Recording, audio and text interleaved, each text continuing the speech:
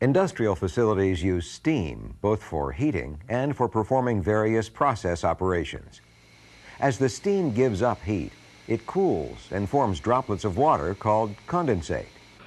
Accumulated condensate in a steam system's piping can cause a number of costly problems. So to maintain efficient, reliable operation of a steam system, condensate must be removed without allowing valuable steam to escape. A device that's commonly used for this purpose is a steam trap. Steam is a vapor that's formed from water. The condensate that's formed as steam cools is a liquid that's heavier than the steam. In a steam system, the relatively heavy condensate will drain to the system's low points. So steam traps are usually installed at these locations to remove the condensate. Removing the condensate is important because accumulated condensate in a steam system can cause a number of problems. Under low temperature conditions, condensate can freeze in piping, resulting in damage such as burst pipes and costly shutdowns. Accumulated condensate can also cause water hammer. Water hammer is the condition that occurs when condensate is carried along with the steam inside a system's piping and slams into the wall of a pipe, particularly around bends. This action can break or crack the pipe. Condensate that builds up in a steam system's pipes also impedes the transfer of heat from the steam and takes up space that could otherwise be occupied by steam. Both of these actions reduce the efficiency of the steam system. Two types of steam are normally associated with industrial steam systems. One type is live steam, which is the steam that's used for heating or for process operations. Live steam is produced by heating water to the appropriate saturation temperature. The saturation temperature is the water's boiling temperature for an existing pressure. Another type of steam that's associated with industrial steam systems is flash steam. Flash steam is normally produced when sufficiently hot condensate that's under relatively high pressure is discharged to the atmosphere or into a lower pressure line.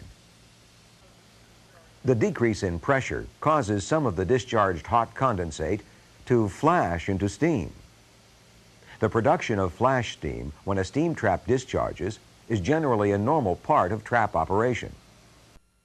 Steam traps must also be able to remove air and non-condensable gases that could build up in the trap and keep it from working.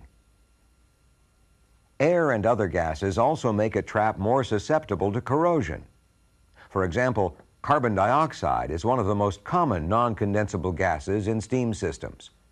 When carbon dioxide mixes with condensate, carbonic acid, which can corrode metal pipes and trap components, is produced. To maintain system efficiency, a steam trap must be able to remove condensate, air, and other gases quickly. The trap must also be able to respond promptly to changing conditions in the system. In most facilities, the rate at which steam condenses in a system varies considerably. If the steam traps in the system can't effectively respond to these variations, the traps will either discharge live steam or they'll leave condensate in the steam lines. Both of these situations can create problems and reduce system efficiency.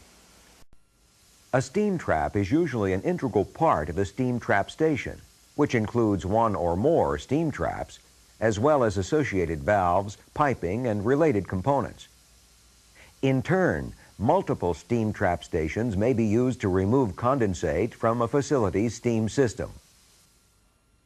We'll use this illustration to provide an overview of the components that are included in a typical steam trap station. A drip line connects to the lowest point of the steam line or process equipment through which live steam moves. Condensate collects in the drip line. A typical drip line also includes a dirt pocket to trap some of the larger particles of dirt or scale that may be dislodged in the steam lines or the drip line. An inlet valve isolates the steam trap inlet from the steam line. A strainer near the inlet valve prevents dirt and scale from entering the steam trap. A blowdown valve on the strainer can be opened to enable the strainer to be cleaned or blown down by directing flow back through the strainer to the atmosphere. The next component is the steam trap. It drains condensate from the system while preventing the escape of live steam. It may also remove non-condensable gases and some air. Downstream of the trap is a test connection with a valve.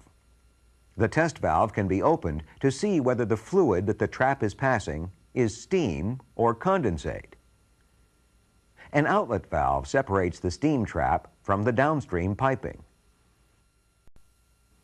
The inlet valve and the outlet valve are isolation valves that can be used to block off or isolate the steam trap from the steam line.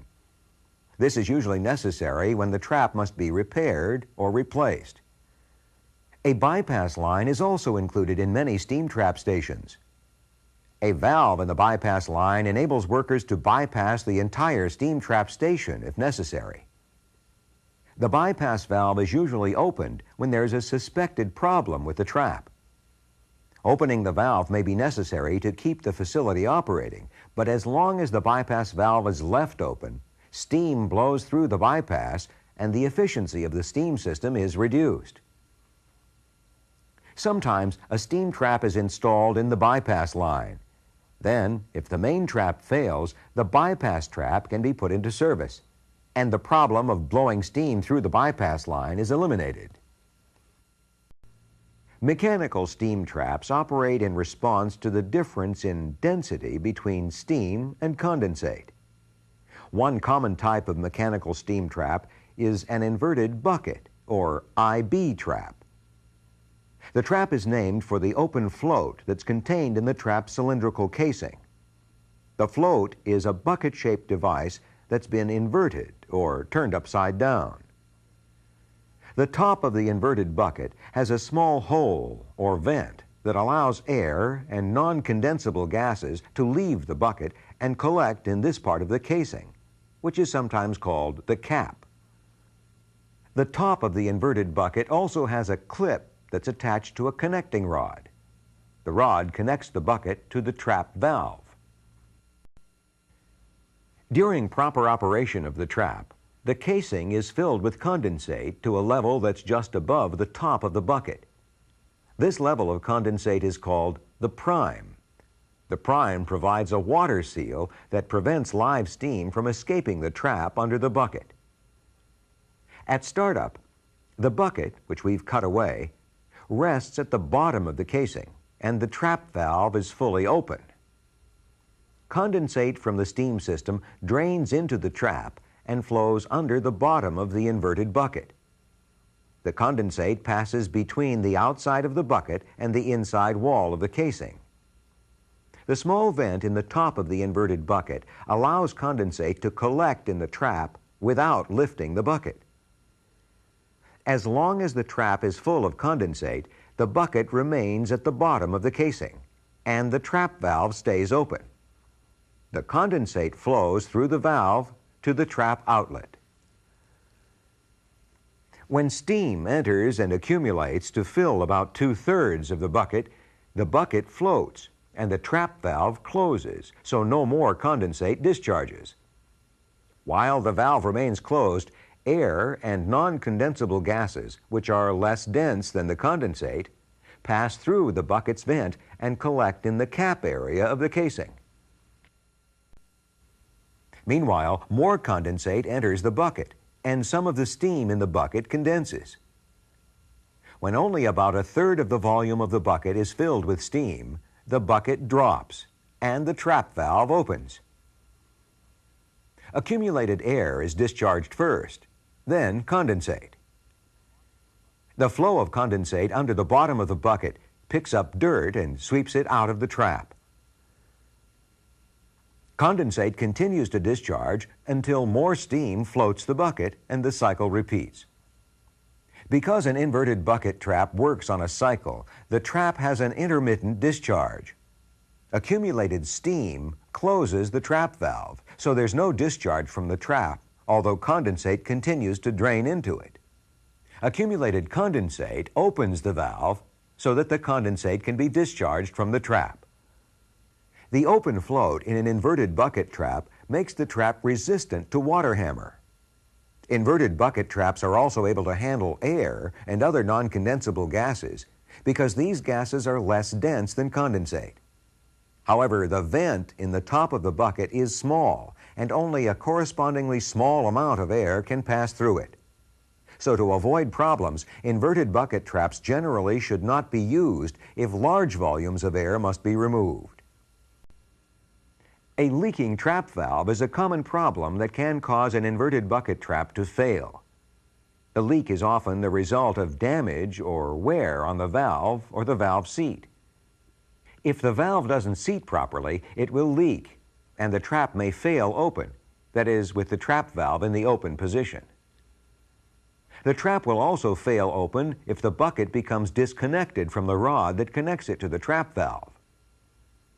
Also, freezing and the damage it causes can be a problem with an inverted bucket trap, because normally the trap always contains some condensate. To prevent freezing, inverted bucket traps that will be shut down for a significant length of time should be drained. This is a float and thermostatic, or F&T trap. It's generally classified as a mechanical trap because one of its major internal parts is a ball-type float mechanism for removing condensate. However, it also has a thermostatic bellows that reacts to changes in temperature and is used to remove air and non-condensable gases. So in this respect, the trap is thermostatic. More information about thermostatic traps is given in the part of this topic that's entitled Thermostatic Traps. For now, let's look at how a typical F&T trap works.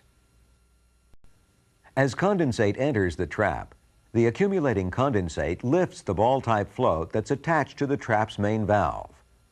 This action opens the main valve and allows the condensate to flow through the trap outlet. When steam enters the trap and reaches the bellows expands and the vent valve closes.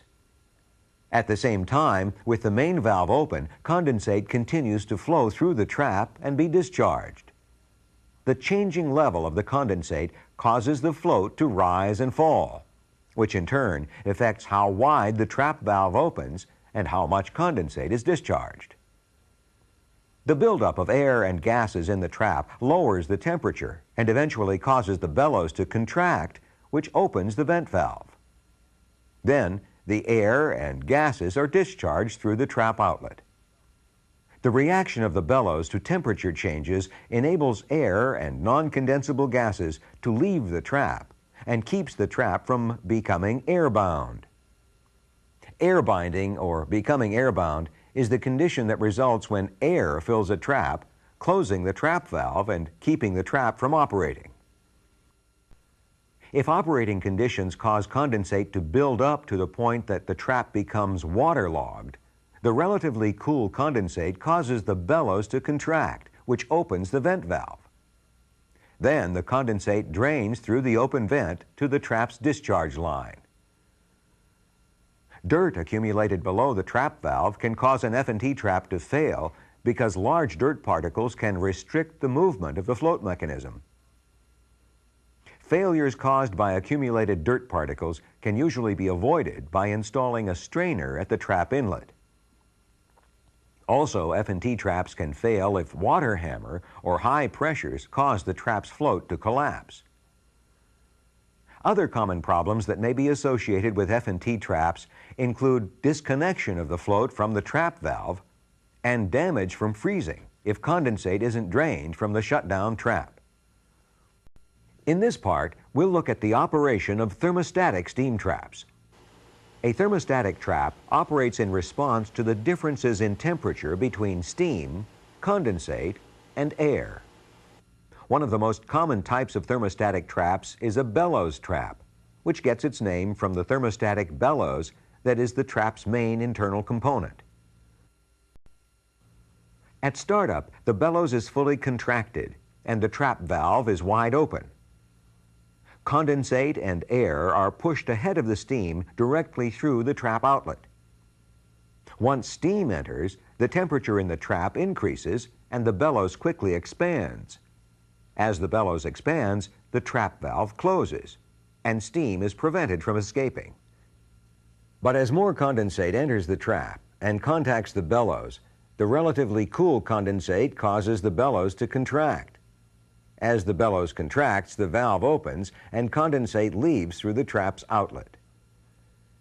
Air and other non-condensable gases are usually cooler than steam, so they also cause the bellows to contract, which opens the valve and allows the gases to escape along with the condensate. A disadvantage of a bellows trap is that it generally can't be used in situations where pressures are very high because the bellows might collapse. Another disadvantage is that water hammer can rupture the bellows and cause the trap to fail. At any given temperature, the two different metals in the element expand and contract at different rates from each other. This causes the element to bend back and forth as temperature changes occur.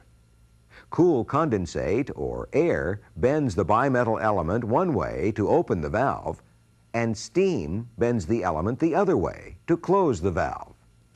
Since the valve of a bimetallic trap is fully open when the trap is cold, this type of trap is effective during equipment startup because the trap can quickly eliminate air and cold condensate.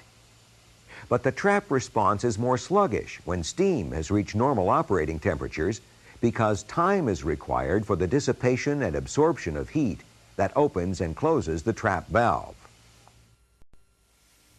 Most thermostatic traps discharge condensate intermittently. The time it takes for condensate to discharge depends on the amount of condensate in the trap's drip line. The more condensate there is, the less time it takes to cause the trap to discharge. Thermostatic traps are also excellent at removing air. In this part, we'll look at thermodynamic steam traps. A thermodynamic trap contains a component such as a disc or a piston that responds to variations in velocity and pressure that are related to changes in state of the incoming fluid. We'll look at a typical disc-type thermodynamic trap. This example is a tilting disc trap. It's designed to handle low to medium condensate flow.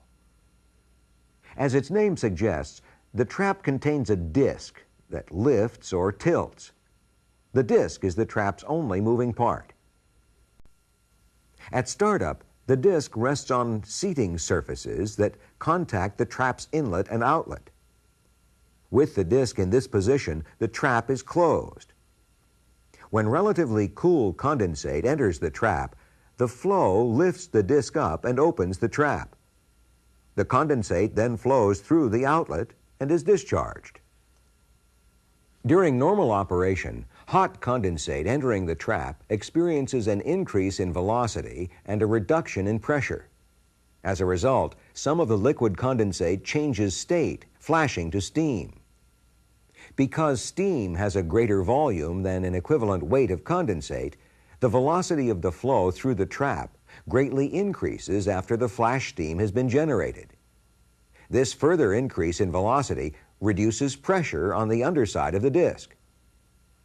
At the same time, flashing condensate flows out and causes a pressure buildup in the area above the disc. When sufficient pressure builds up here, while pressure on the underside of the disc has been reduced, the disc is forced down onto the seating surfaces, which closes the trap. The disc is held closed by the pressure of the steam that's in the chamber above the disc.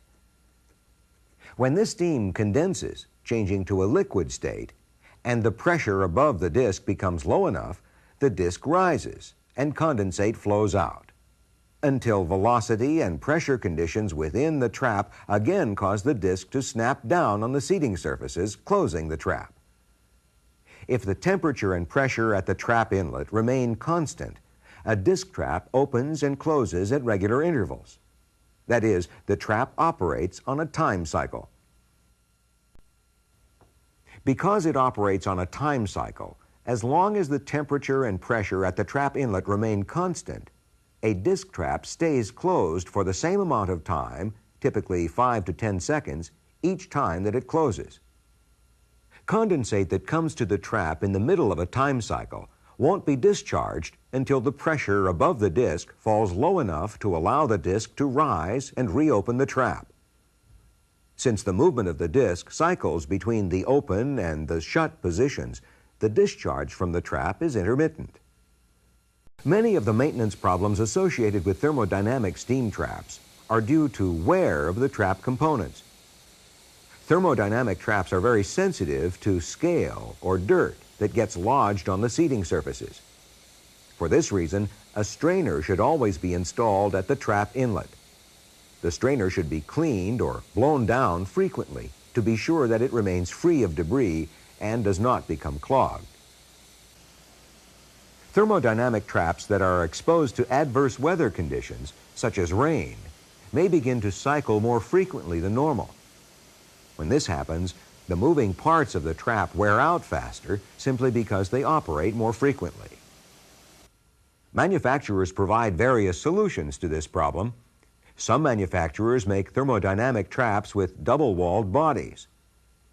Steam or condensate that enters a double-walled trap first flows around the outside of the internal parts and then into the trap. The warm condensate or steam keeps the internal parts at a relatively even temperature. Another way to protect a trap from adverse weather conditions is to use a bonnet cover. The bonnet is the top of the trap casing, and a bonnet cover is a metal cap that's placed over the top of the trap. The airspace between the cap and the trap body acts as an insulator and protects the trap from the weather. An important part of the maintenance of a steam system is surveying the steam trap stations within the system. Surveying is the process of inspecting equipment to detect problems or malfunctions. Different problems may become evident as the various pipes, valves, traps, and strainers in a steam trap station are checked. Before you begin to survey a trap station, you should familiarize yourself with the normal operation of the steam system in which the station is installed. Make sure that the system's steam is pressurized and is reaching the trap station. You also need to know whether the system normally has a constant steam flow or a modulating or varying steam flow, because the type of flow affects steam pressure. It's important to check both the pressure and the temperature of the system's steam. First, note the steam pressure and temperature at the inlet for the equipment to which the system is supplying steam. Then compare these values with the recommended temperature and pressure for the equipment. Usually, if the pressure or temperature isn't within the recommended limits at the equipment inlet, the pressure or temperature at the trap in the trap station will also be incorrect. Whenever this occurs, the source of the problem should be traced, so corrective action can be taken. Another essential task in a trap station survey is checking pipes for damage and leaks. You should also make sure that the drip line is connected to the lowest point in the steam system. The drip line must be sloped toward the trap to avoid pockets that might cause sluggish condensate flow. The slope also ensures that gravity will keep condensate from building up in the line and causing water hammer. The drip line must also be large enough to carry the volume of condensate that's being produced. It should never be smaller than the trap inlet. Often, condensate from a trap discharges into a return line, which should be checked during a trap station survey. The condensate return line may be elevated, as it is in this installation, or it may be placed low so that condensate can drain from it by gravity. Either way, the condensate return line must be large enough to carry the total volume of both the condensate from the trap and any flash steam that's formed. Generally, a condensate return line should be at least as large as the trap outlet. The back pressure at the trap outlet should be checked to make sure that it's not too high. If there's no gauge downstream of the trap, you may need to install a temporary gauge so you can check the back pressure. For most thermodynamic traps, the downstream pressure should not exceed 70% of the upstream pressure, but the manufacturer's instruction should be checked for the allowable back pressure for a particular trap. Increased back pressure will cause the trap to cycle open and closed more frequently, and it also reduces trap capacity. Likewise, if several thermodynamic traps discharge to a common return line, it's essential to make sure that the condensate return line is large enough to handle simultaneous discharge without developing excessive back pressure. For other traps, like this inverted bucket trap, increased back pressure may reduce trap capacity, but it doesn't otherwise significantly affect trap performance. Another task that's usually part of a trap station survey is making sure that the trap strainer has been blown down.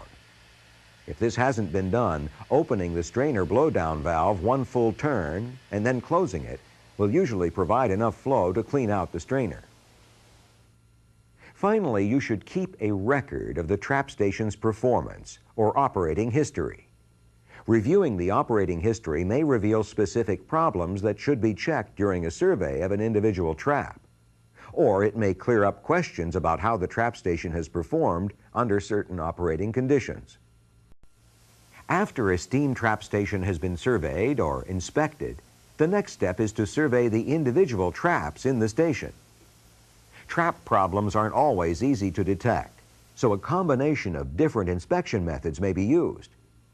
Typically, a thorough trap survey combines information obtained by performing 3 types of inspections: temperature, sound, and visual. A temperature inspection is usually a good starting point for a trap survey. The temperature at the trap's inlet and outlet pipes should be in the normal range for the specific trap installation. Generally, the inlet should be hotter than the outlet, but if the outlet is cold, it could indicate that the trap has failed closed. Whatever method you use for a temperature check, you must be able to interpret the meaning of the information that you obtain. For example, a properly functioning steam trap is usually warm because live steam is unable to escape from the trap, while a cold trap is probably not working. However, a trap normally operates somewhat cooler when it's working properly than when certain malfunctions occur. For instance, a significant increase in the temperature of the trap could indicate that the trap has failed open and live steam is escaping. If the trap inlet temperature is in the allowable range, trap inlet conditions are normal. But this doesn't mean that the trap outlet conditions are also normal. Outlet conditions must be checked separately. If the temperature at the trap outlet is also within the allowable range, trap conditions are probably normal for the temperature inspection part of the trap survey. Trap surveys based on differences between trap inlet and outlet temperatures can be inaccurate in certain situations. For instance, if a series of traps are installed on a manifold setup so they discharge to a single return line, back pressure may rise because of faulty traps. But the back pressure will rise on all the traps in the system, good and bad alike. So a temperature inspection alone probably won't give reliable information about the condition of a specific trap. On the other hand, in piping systems that have sufficiently large return piping, a failed trap may cause no rise in back pressure, and the temperature differential would remain unchanged. So this is another situation in which measuring the temperature differential across the trap won't detect the trap failure. Another type of trap inspection is a sound inspection. It's performed by listening near a trap's outlet for mechanical sounds and flow noises that are associated with the operation of the trap. To perform an accurate sound inspection, you generally need to use some type of listening device. The device carries the sound from the trap to your ear and helps filter out background noise from other traps, pumps, and similar equipment that can make it difficult to obtain a reliable reading. Even with the help of a listening device, filtering out noise is especially difficult if several traps in a manifold discharge to a single header, because sound can travel from trap to trap through the piping, and a good trap could be telegraphing or conveying the signal of a malfunctioning one. So if you detect the sound of a malfunctioning trap while you're performing a sound inspection at a trap manifold, keep in mind that the failed trap is usually the one that's producing the loudest signal. However, not even the most sophisticated listening device can help you detect trap problems if you don't know what sounds you should be listening for. Each type of trap has its own particular sounds during normal operating cycles and during failure. With training and practice, you'll be able to recognize the differences between the sound of a trap that's discharging normally and one that's not. Also, when an ultrasonic detector is used to inspect a steam trap, the frequency response of the detector may vary by model and manufacturer. These variations can affect the actual sound that you hear from a trap. But listening to a few examples of typical trap sounds will give you some guidelines that you can apply on the job. A visual inspection can be a very informative part of a steam trap survey. But as with other types of inspections, you need training and practice to be able to perform the inspection effectively. Begin by simply looking over the trap for condensate or steam leaks. Leaks typically occur at piping connections and at the steam trap's body-to-bonnet connections. Next, see if live steam is being discharged from the trap. This is relatively easy to determine if the trap discharges to the atmosphere. Of course, before you can determine if a trap is discharging live steam, you must be able to recognize the difference between flash steam and live steam. Flash steam is a normal condition in which vapor is formed when hot condensate is discharged from a trap. Normally, the discharge from a trap consists of a center core of hot condensate with a slowly moving white cloud of flash steam circling the outside. Live steam is produced in the steam system's boiler. It's usually discharged with more force than flash steam is, and it has no center core of hot condensate. If it's working properly, a steam trap should be discharging hot condensate with some flash steam. But if it's discharging live steam, the trap isn't working properly, and it must be repaired or replaced. If the discharge is intermittent, the cycle rate should be timed, and the time should be compared with the cycle time that your facility or the manufacturer lists as normal for that particular trap. Different traps have different discharge cycle rates. Disc traps, for example, are designed to discharge intermittently, so a continuous discharge could indicate serious problems. Float and thermostatic traps, on the other hand, are designed to discharge condensate continuously, as long as there's a constant flow of condensate into the trap. And although an inverted bucket trap usually discharges condensate intermittently, it may have a constant small discharge if it's operating at a very low percentage of its rated capacity. This condition is sometimes called dribbling. By combining the information you get from performing temperature, sound, and visual inspections that you make during a trap survey, you can get a good idea of how well a specific trap is working. Trap surveys should be performed on a regular basis. A trap's size, pressure, and workload will determine exactly how often a survey should be conducted. Keep a record of trap performance as an aid for determining if a trap has a high failure rate. A trap that fails several times within its normal service life should be investigated. The failures could be a sign that the trap was installed incorrectly, or that the wrong type of trap is being used for the application.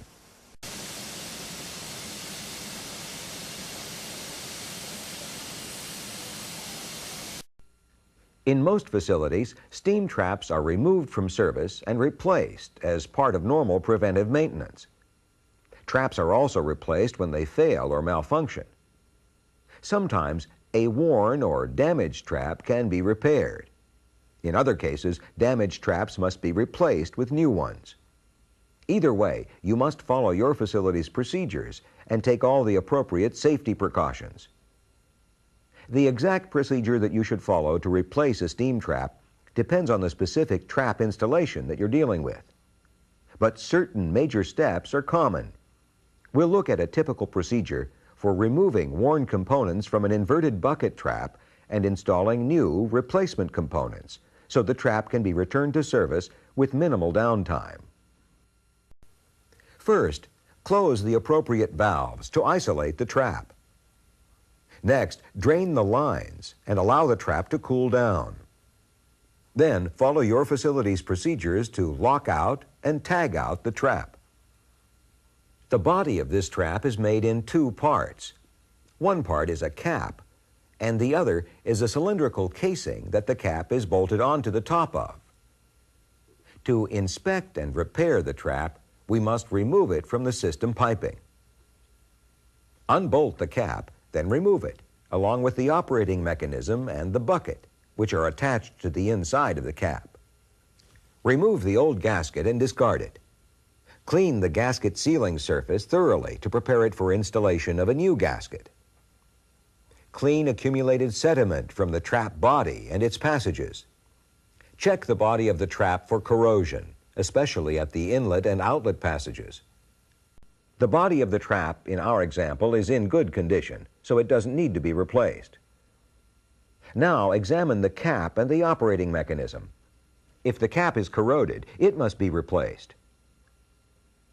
Also, check the bucket for any wear or damage. Inspect the linkage, the valve, and the seat of the operating mechanism. In this case, the valve seat is worn and will have to be replaced.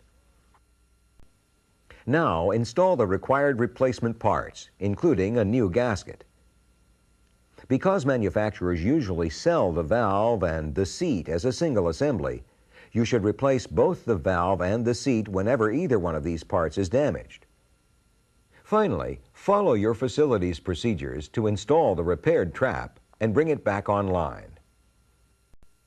If you must replace an old or damaged trap with a completely new one, be sure that the new trap is the right size for the installation.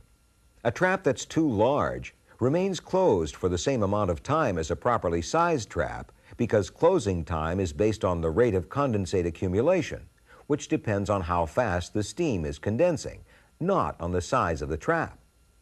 But an oversized trap can discharge condensate faster, so it opens for a shorter length of time than a properly sized trap. Over the same time period, then, an oversized trap will open and close more frequently and consequently wear out faster than a properly sized one. On the other hand, a trap that's too small won't be able to handle all the condensate that's formed. This could lead to water hammer in the drip lines, or more likely, in the steam system that's being drained. What does this type of discharge usually indicate about the condition of a steam trap?